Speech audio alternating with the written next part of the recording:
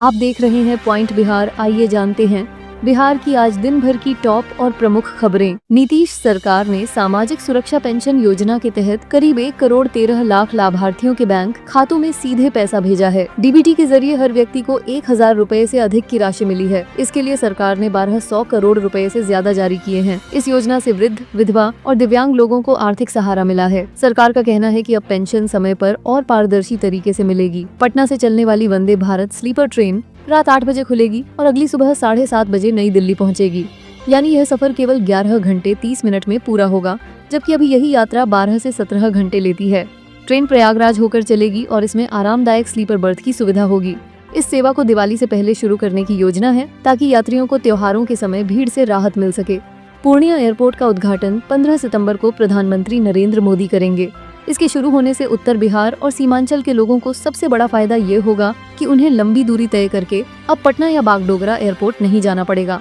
यहाँ से दिल्ली, मुंबई और अन्य बड़े शहरों के लिए उड़ानें शुरू होने की उम्मीद है। इससे व्यापार, शिक्षा और स्वास्थ्य सेवाओं तक पहुँच आसान होगी। स्थानीय किसानों और कारोबारियों को भी अपने उत्पाद बाहर भेजने में सहूलियत मिलेगी। एयरपोर्ट खुलने से पर्यटन और रोजगार के नए अवसर पैदा होंगे, जिससे पूरे क्षेत्र का विकास तेजी से होगा। मोदी सरकार ने मोकामा मुंगेर के बीच एक 4 लेन ग्रीनफील्ड सड़क परियोजना को केंद्रीय कैबिनेट से मंजूरी दी है। यह सड़क लगभग 82.4 किलोमीटर लंबी होगी।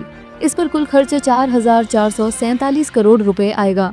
निर्माण हाइब्रिड एन्युटी मोड में होगा, यानी चुनिंदा एजेंसी को 60% निवेश खुद करना होगा और सरकार 40% देगी। सड़क बनने में लगभग 2.5 साल लगेंगे। यह सड़क बनने से बक्सर से पटना की दूरी तय करने में समय कम होगा और 1.5 घंटे तक की बचत होगी। प्रशांत किशोर की जन सुराज पार्टी ने बिहार में परिवार लाभ कार्ड फॉर्म भरवाना शुरू किया है। इस कार्ड के तहत 5 बड़े वादे किए गए हैं, जिनसे हर परिवार को लगभग 20,000 रुपए महीने का लाभ मिल सकता है। इसमें शामिल हैं रोजगार की गारंटी 12,000 रुपए, वृद्ध पेंशन 2,000 रुपए, किसानों के लिए मुफ्त मजदूर 2,500 रुपए, बच्चों की स्कूल फीस व बस्ता के लिए 1,000 रुपए और महिलाओं को 5 लाख तक कर्ज पर 2,500 रुपए की सुविधा। अब तक लगभग 50 लाख फॉर्म जमा हो चुके हैं। नेपाल में हो रही हिंसा और गतिरोध के कारण भारत नेपाल सीमा के करीब के बाजारों में व्यापार बुरी तरह प्रभावित हुआ है। सीमावर्ती जिलों में रोजाना ट्रकों का आवागमन बंद होने से रोजमर्रा की चीजों की आपूर्ति ठप हुई है। लोग कम खरीदारी करने गए हैं। दुकानदारों की बिक्री लगभग 2/3 तक घट गई है। ताजी सब्जियां, दूध व किराने का सामान सीमाएं पार नहीं आ पा रहा है। इससे व्यापारियों को भारी नुकसान हो रहा है और हजारों लोग बेरोजगार होने के कगार पर हैं। स्थानीय अर्थव्यवस्था में अस्थिरता बढ़ गई है। आरजेडी नेता तेजस्वी यादव ने कहा कि मुख्यमंत्री नीतीश कुमार भ्रष्टाचार के भीष्म पितामह बन गए हैं और वे रिटायर्ड अधिकारियों की मदद से बिहार को लूट रहे हैं। उन्होंने यह आरोप लगाया कि राज्य में रोज अपराध हो रहे हैं, पर कार्रवाई नहीं हो रही।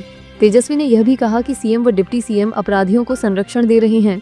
उन्होंने वोटर लिस्ट के विशेष गहन पुनरीक्षण SIR के तरीके पर आपत्ति जताते हुए कहा कि वह इसकी प्रक्रिया से नाराज हैं, न कि इसकी नींव से। महागठबंधन के VIP प्रमुख मुकेश सहनी ने कहा है कि बिहार चुनाव में सीट बंटवारे का ऐलान NDA से पहले कर दिया जाएगा।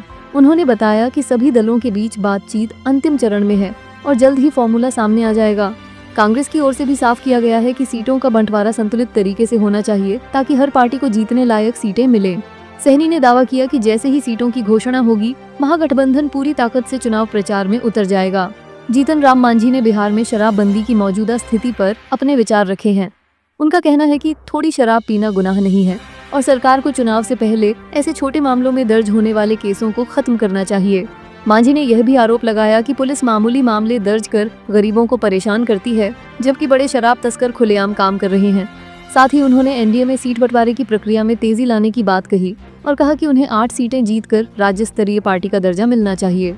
बिहार विधानसभा चुनाव से पहले महागठबंधन में सीएम चेहरे को लेकर अभी तालमेल नहीं है।